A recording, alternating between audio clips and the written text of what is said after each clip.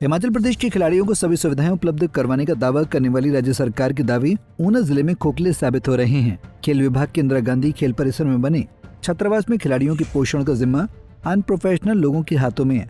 खेल छात्रावास में पिछले 1.5 वर्ष से नियमित कुक की तैनाती नहीं हुई है। पूर्व में तैनात कुक के रिटायर होने के बाद से अब तक विभाग द्वारा कोई नई नियुक्ति नहीं की गई है। वर्तमान में छात्रावास में रह रहे 53 खिलाड़ियों के लिए खाना बनाने का कार्य चतुर्थ श्रेणी कर्मचारी और मल्टीटास्क वर्कर्स के जिम्मे हैं, जिन्हें खाना पकाने का ना तो अनुभव है और न ही उनके पास कोई प्रशिक्षण है। ऐसे में आप सहज ही अंदाजा लगा सकते हैं कि खिलाड़ियों की सेहत से किस तरह खिलवाड़ हो रहा है।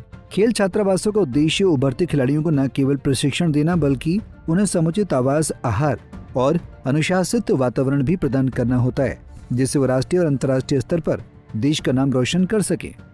परंतु जब बुनियादी सुविधाओं में ही लापरवाही बरती जाए तो ऐसे माहौल में खिलाड़ियों का विकास प्रभावित होना स्वाभाविक है। यह व्यवस्था युवाओं के भविष्य के लिए खतरा बन रही है।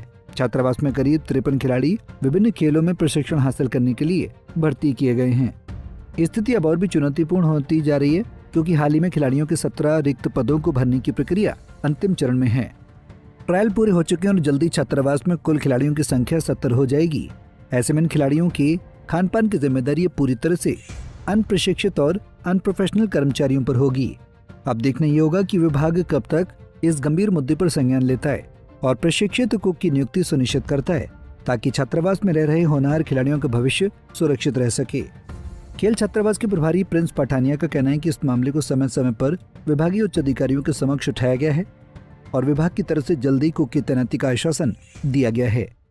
मैं देखो ये कहना चाहता हूँ कि जो हमारे यहाँ पे एक रेगुलर कुक थे, वो फरवरी 2024 में विभाग से रिटायर हो गए थे और उसके बाद जो हमारे आउटसोर्स के कर्मचारी हैं और जो हमारे हॉस्टल का स्टाफ है, वो बच्चों के लिए खाना बना रहा है तीनों टाइम।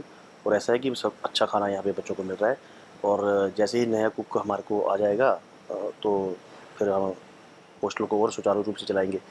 जो हमारे उच्च अधिकारी हैं उनको इसके बारे में बता दिया गया है। तो इस समय कितने स्टूडेंट्स जो है खिलाड़ी यहाँ पर रह रहे हैं?